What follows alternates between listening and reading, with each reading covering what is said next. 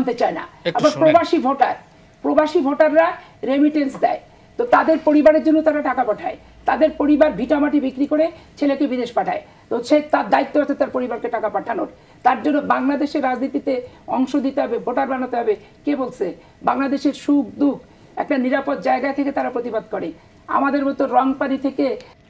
ওই ফাফি, প্রবাসীরা তাদের ভিটামাটি বিক্রি করে, তাদের বাফের টাকা, বাফের দিনের জমিন বিক্রি করে তারা প্রবাসে আসে, তারা তাদের ফ্যামিলির জন্য টাকা পাঠায়।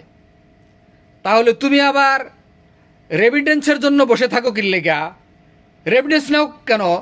তোমার বাফের দিন না সম্পদ, সরকারের বাফের দিন না সম্পদ বিক্রি করে কি প্রবাসীরা বিদেশে আসছে নাকি যে টাকা ইনকাম করলে তোমারও একটা অংশ দিতে হবে? তুমি রেমিটেন্স কি জন্য নেও? হ্যাঁ, আবার সরকার আসার সময় 10 পয়সা তো দেয় না। আবার যদি প্রবাসীরা এই প্রবাসে টাকা ইনকাম করে, এই ইনকামের টাকাটা বৈধ পন্থায় ব্যাংকে পাঠাইতে হবে, আর না হলে সেটা অবৈধ। যদি হুন্দাইতে টাকা পাঠাই আমরা, তাহলে এটা অবৈধ।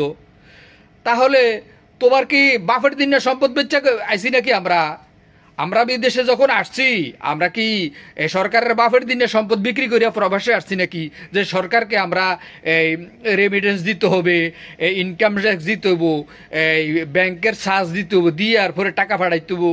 এটা কি তোমার বাফের দিনে সম্পদ নাকি? হ্যাঁ, আমি টাকা কামাই করি, আমার টাকা আমি যেভাবে খুশি সেভাবে পাঠামু, কিন্তু তুমি অবৈধ বলার কে? সরকার অবৈধ বলার কে যে হুন্দাইতে টাকা পাঠান কে?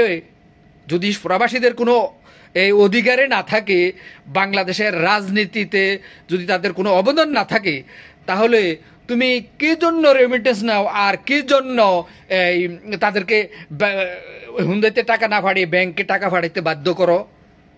কোত্থেকে আসছো?